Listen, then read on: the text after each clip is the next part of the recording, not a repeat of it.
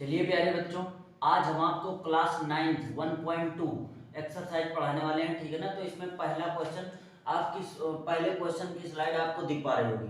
तो इसमें पहला क्वेश्चन क्या कर रहा है कि नीचे दिए गए कथन सत्य है। आप अपनी एनसीईआरटी क्लास 9 की बुक से मैच करते रहना है, पूरा मिल जाएगा 1.2 एक्सरसाइज। ठीक है ना।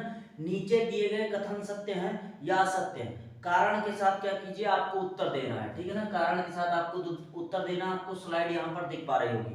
तो इसमें पहला क्वेश्चन क्या है, प्रत्येक अपरमेय संख्या एक वास्तविक संख्या होती है। कि प्रत्येक अपरमेय संख्या जैसे कि होती है √2 √3, ये सब क्या होती हैं, एक वास्तविक संख्या होती है। लेकिन वास्तविक संख्या में 1 2 3 जो जिन नंबरों को हम गिन सकते हैं वो वास्तविक संख्या होती हैं। तो इसमें कह रहा है प्रत्येक परमेय संख्या एक वास्तविक संख्या होती है। ठीक है ना। वास्तविक संख्या में दोनों आते हैं, अपरमेय और परमेय। तो यहां पर लिख देंगे, पहला क्वेश्चन क्या है कि प्रत्येक अपरमेय संख्या एक वास्तविक संख्या होती है। तो यहां पर लिख देंगे सत्य। क्या लिख देंगे, सत्य है ये, कि प्रत्येक जो अपरमेय संख्या होती है वो वास्तविक संख्या होती है। तो यहां पर लिख देंगे वास्तविक संख्याओं में। प्यारे बच्चों क्या लिख देंगे, इसका उत्तर कह रहा हूं कारण के साथ से स्पष्ट भी कीजिए। तो यहां पर लिख देंगे वास्तविक संख्याओं में, वास्तविक संख्याओं में, वास्तविक संख्याओं में, वास्तविक संख्याओं में अपरमेय संख्या भी आती है। अपरमेय संख्या भी आती है, संख्या भी आती है। तो ये इसका कारण भी दे देंगे, भी आती है। ठीक है ना प्यारे बच्चों, आती है। ठीक है ना। अब ध्यान से देखिए अगला क्वेश्चन इसका क्या है।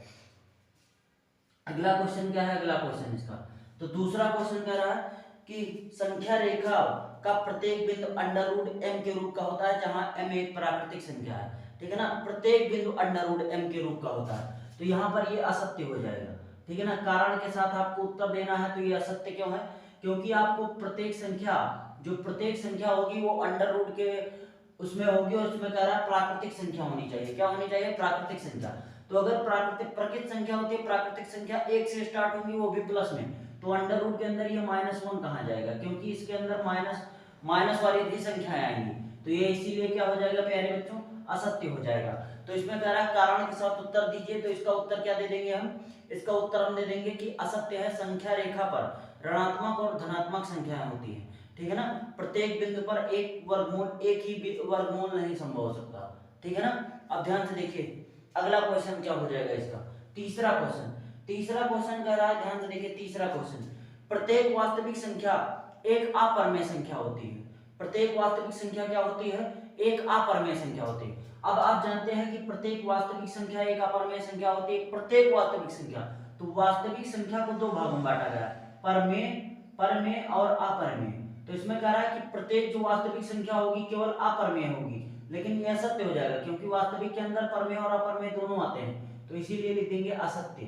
क्या लिख देंगे, असत्य है, कि प्रत्येक वास्तविक संख्या जो होगी वो अपरमेय ही नहीं होगी, वो परमेय भी हो सकती है। ठीक है ना। इसीलिए क्या हो जाएगा, असत्य हो जाएगा। तो इसमें कारण क्या लिख देंगे, क्योंकि वास्तविक संख्या के अंदर परमेय भी संख्याएं आती हैं, इसीलिए वास्तविक संख्याएं क्या केवल अपरमेय नहीं हो सकती। तो ये हम क्या दे देंगे प्यारे बच्चों, कारण दे देंगे। पहला क्वेश्चन हमने बता दिया।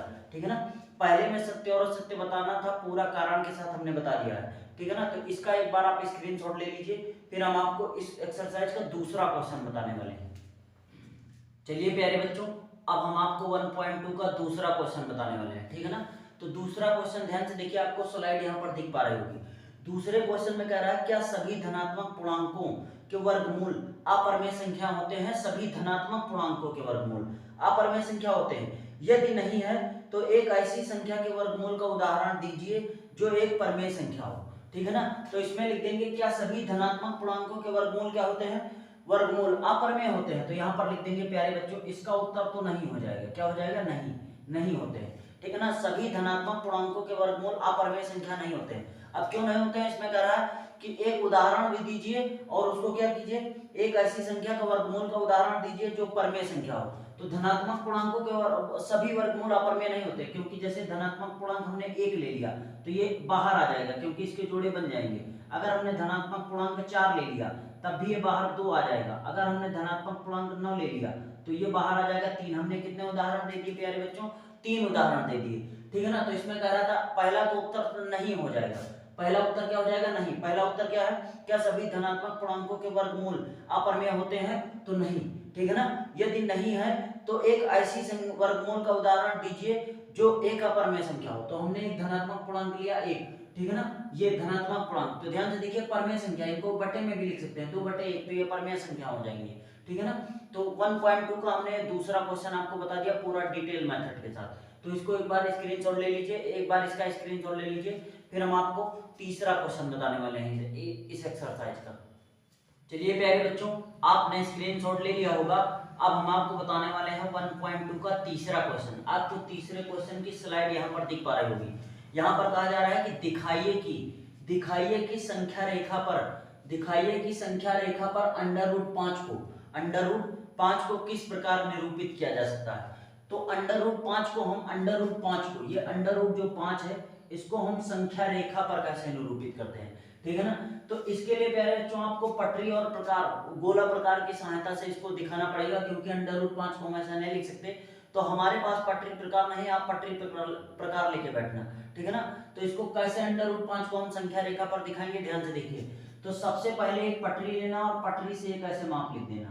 क्या लिख देना? एक ऐसे लाइन बना देना, ठीक है ना। लाइन बनाने के बाद आप जानते हैं ये क्या होता है? जीरो होता है। जीरो के बाद एक इकाई, जीरो से लेकर 1 तक की दूरी को 1 इकाई, और यहाँ क्या हो जाएगी? 2 इकाई, मतलब 2 मीटर दूरी। अब 2 मीटर क्यों हो जाएगी? क्योंकि जो 5 है, 5 को हम क्या 5 अंडर रूट 5 को हम कैसे लिख सकते हैं? अंडर रूट 5 को हम लिख सकते हैं 4 प्लस कितना लिख सकते हैं? 1। 4 प्लस कितना लिख सकते हैं प्यारे बच्चों? 1 लिख सकते हैं। तो यहाँ पर 2 दूनी 4 आया होगा, और लंबाई कितनी ली गई? आधार का मान 4 लिया गया होगा, और लंबाई कितनी आई होगी? 1 आई होगी, ठीक है ना प्यारे बच्चों। अब ध्यान से देखिए इसको कैसे करेंगे। ध्यान से देखिए, तो हम जीरो से इकाई आधार की दूरी, हम इकाई जो आधार की दूरी है उसको हम कितना ले लेंगे? 2 ले लेंगे।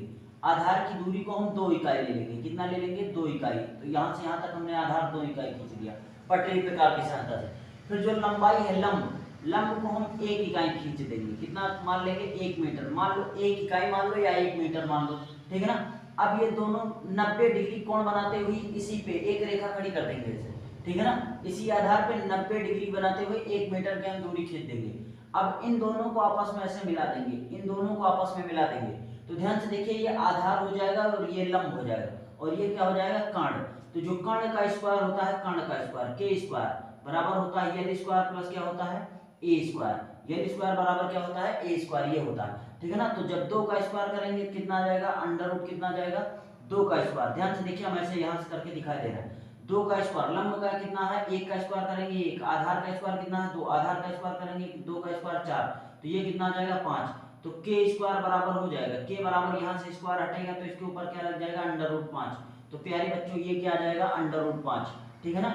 अब हम गोला प्रकार लेंगे, और गोला प्रकार को इस पॉइंट से लेकर इस पॉइंट तक नोक रखेंगे, और नोक रखने के बाद ये यहाँ पर नोक रखी, ये चाप ऐसे घुमा देंगे, ये चाप ऐसे घुमा देंगे। तो ये चाप जो प्यारे बच्चों ऐसे जहां काटेगा, ये वाले पॉइंट पे जहां काटेगा, तो संख्या रेखा पर हम यही वाला, ये यहां से यहां तक का पॉइंट जो हो जाएगा वही हो जाएगा अंडर रूट 5 की दूरी। क्या हो जाएगी? अंडर रूट 5 की दूरी। तो हम इसको ओ मान लिया है, इसको बी मान लिया है, और इसको क्या मान लिया है? सी। तो जो ओसी की दूरी होगी प्यारे बच्चों, ओसी की जितनी दूरी ओसी की होगी उतनी ही दूरी है जो चाप लगाया है ये भी होगी। तो ओसी बराबर क्या हो जाएगा? ओडी। तो संख्या रेखा पर जो अंडर रूट 5 को हम ऐसे ही निरूपित करते हैं, ठीक है ना, ऐसे ही निरूपित करते हैं प्यारे बच्चों। तो आपको पूरा डिटेल मेथड से समझ में आ गया होगा। अगर आपको नहीं समझ में आया है तो वीडियो को एक बार फिर से रोक लीजिए, ठीक है ना, और बार बार उसको देखिए, आपको समझ में आ जाएगा पूरा कायदे से, ठीक है ना। तो आप इसका स्क्रीनशॉट ले लीजिए, फिर हम आपको अगला क्वेश्चन बताने वाले हैं। चलिए प्यारे बच्चों, अब हम आपको 1.2 का चौथा क्वेश्चन बताने वाले हैं। चौथे क्वेश्चन में क्या कह रहा है? कह रहा है कि क्रियाकलाप, आप अपने एनसीईआरटी क्लास 9th की बुक से मैच करते रहना, ठीक है ना, पूरा मिल जाएगा आपको। उसमें कह रहा है क्रियाकलाप कागज की एक बड़ी शीट लीजिए, कागज की क्या लीजिए? एक बड़ी शीट लीजिए, और नीचे दी गई विधि से वर्गमूल सर्पिल की रचना कीजिए, ठीक है ना।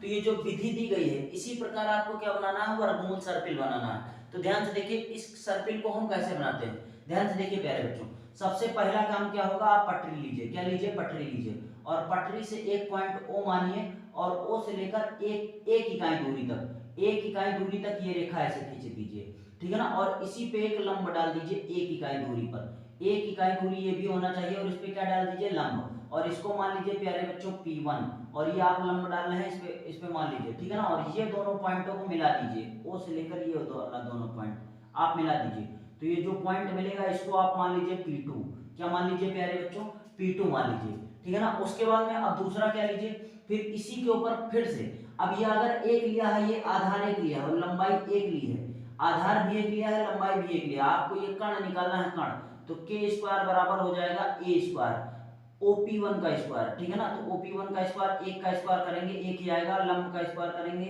तो एक ही आएगा, तो 1 प्लस 1, तो के स्क्वायर बराबर के का मान प्यारे बच्चों एक एक कितना हो जाएगा 2 हो जाएगा यहाँ पर, तो यहाँ से स्क्वायर हटेगा तो इसके ऊपर क्या लग जाएगा रूट, तो जो अंडर रूट के का मान आ जाएगा, इसका मान प्यारे बच्चों क्या आ जाएगा अंडर रूट 2 आ जाएगा, क्या आ जाएगा अंडर रूट 2 आ जाएगा, ठीक है ना। आप ध्यान से देखिए, फिर से हम क्या लेंगे, इसी के ऊपर एक लंब डालेंगे, क्या डालेंगे एक लंब डाल देंगे, ऐसे एक लंब डाल देंगे फिर से, ठीक है ना, ये 90 डिग्री कोण बनाएगा, और ये जो पॉइंट यहाँ पर लंब डालने पर इसको भी एक इकाई लेंगे, कितना लेंगे एक इकाई, ये वाली दूरी एक इकाई लेंगे और ये वाली दूरी लंब मान लेंगे, और फिर से इन दोनों पॉइंटों को ऐसे मिला देंगे फिर से, ठीक है ना। तो फिर से मिलाएंगे तो ये आधार अब इस बार कितना हो जाएगा 2 हो जाएगा, और ये कितना हो जाएगा 1 हो जाएगा, तो ध्यान से देखिए हम यहाँ लिख दे रहे हैं, तो OP1 की जो दूरी हो जाएगी वो 1 हो जाएगी, OP2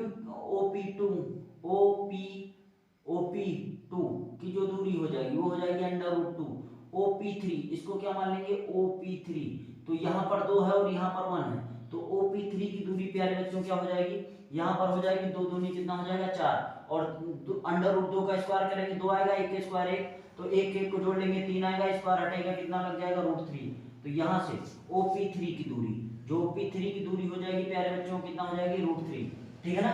अब आगे सर्किल कैसे बनाएंगे, उसी प्रकार फिर से लेंगे, उसी प्रकार फिर से इस पे क्या डालेंगे लंब डाल देंगे ऐसे, फिर से कैसे लंब डाल देंगे और इसको भी कितना मानेंगे 1 मानेंगे, और यहाँ से फिर इन दोनों को आपस में मिला देंगे, फिर जब इन दोनों को मिला देंगे तो ये वाली दूरी तो OP3 की दूरी रूट 3 है और ये वाली 1 है, 3 का स्क्वायर करेंगे 4, इसी में रख देंगे 3 का स्क्वायर 4, 3 का स्क्वायर रूट 3 का स्क्वायर 3 आएगा, 1 का स्क्वायर कितना हो जाएगा 1, तो 3 1 कितना हो जाएगा 4, और ये वाली दूरी इस बार कितना हो जाएगी 2 हो जाएगी, तो इसको कितना मान लेंगे 4 मान लेंगे, तो OP4 की वैल्यू कितना आ जाएगी 2 आ जाएगी प्यारे बच्चों, कितना आ जाएगी 2 आ जाएगी। फिर से पुनः इसी पे क्या डालेंगे एक लंब डाल देंगे, ऐसे एक लंब डाल देंगे, और लंब डालने पर फिर इन दोनों को ऐसे मिला देंगे, ठीक है ना। और इस पॉइंट को क्या मान लेंगे P5 मान लेंगे, क्या मान लेंगे प्यारे बच्चों P5 मान लेंगे, तो OP5 अब हमको निकालना है, तो ध्यान से देखिए ये वाली दूरी कितनी हो जाएगी, OP4 का मान कितना है 2 है, और ये वाली हमने कहा 1 मान लेना, तो 2 का स्क्वायर 4 करेंगे और इसका स्क्वायर कितना करेंगे 4 1 5, और इसके स्क्वायर रटेगा तो ये रूट कितना आ जाएगा 5, तो ये वाली डिस्टेंस OP5 की वैल्यू कितना आ जाएगी अंडर रूट 5, ठीक है ना। फिर इसी प्रकार इसके ऊपर हम क्या डाल देंगे एक लंब डाल देंगे ऐसे, फिर ऐसे एक लंब डाल देंगे, ठीक है ना। और जो ये लंब डालेंगे तो ये पॉइंट जहां पर मिलेगा ऐसे इसको मान लेंगे P6, ठीक है ना, एक ऐसे लंब डाल दिया तो इस पॉइंट को और इस पॉइंट को मिला देंगे, ठीक है ना, और इसको फिर 1 मानेंगे, तो ये हो जाएगा अंडर रूट 5 का स्क्वायर करेंगे 5, 1 का स्क्वायर करेंगे 1, तो ये आ जाएगा अंडर रूट 6, ठीक है ना। फिर इसी प्रकार से ऐसे एक लंब डाल देंगे ऐसे, फिर ऐसे लंब डाल देंगे और फिर इन दोनों को मिला देंगे प्यारे बच्चों, और फिर ये आ जाएगा P7, कितना आ जाएगा P7, जब इसको मिलाएंगे तो 6 का स्क्वायर करेंगे, ध्यान से देखिए, तो OP6 हम पहले लिख देंगे कितना आ जाएगा रूट 6, फिर OP7 कैसे निकालेंगे, OP6 का स्क्वायर करेंगे कितना आ जाएगा रूट 6 का स्क्वायर करेंगे 6, 1 का स्क्वायर करेंगे 1 7, और ये आ जाएगा अंडर रूट 7, कितना आ जाएगा अंडर रूट 7। फिर से इसके ऊपर क्या डालेंगे प्यारे बच्चों हम ऐसे लंब डाल देंगे, यहाँ से इसके ऊपर क्या डाल देंगे एक लंब डाल देंगे, और इन दोनों को आपस में फिर से मिला देंगे, ठीक है ना, और इसको 1 इकाई मान लेंगे, तो ये रूट 7 का स्क्वायर कितना आ जाएगा 7, और 1 का करेंगे तो 1 आ जाएगा, तो अंडर रूट कितना आ जाएगा 8, अंडर रूट कितना आ जाएगा 8। तो प्यारे बच्चों यहाँ से ध्यान से देखिए अंडर रूट 8 का क्या हो जाएगा, तो 7 का स्क्वायर करेंगे 7 आएगा, 1 का स्क्वायर 1, तो 7 1 कितना हो जाएगा 8, और 8 का स्क्वायर 4 दूनी 8 होता है, तो 2 अंडर रूट कितना आ जाएगा 2, तो इस पॉइंट को हम कितना मान लेंगे P8, और P8 फिर से ऐसे डालेंगे, ठीक है ना। तो इसी प्रकार ये सर्कल चलता रहेगा, इसी प्रकार ये सर्कल क्या होता रहेगा चलता रहेगा। आप अपने नोटबुक में बनाएंगे तो पूरा सर्किल ऐसे तैयार हो जाएगा, हमने ऐसे फ्रेम करके दिखा दिया है, ठीक है ना प्यारे बच्चों। तो 1.2 का हमने पूरा डिटेल मेथड से आपको क्वेश्चन सॉल्व करवा दिया है। अब अगली एक्सरसाइज 1.3, हम आपको अगली नेक्स्ट वीडियो में सॉल्व करवाएंगे। अगर चैनल पर नए हैं तो चैनल को सब्सक्राइब कर दीजिए और जितना ज़्यादा हो सके इसको शेयर कर दीजिए। तो आज के लिए इतना ही रखते हैं प्यारे बच्चों, धन्यवाद।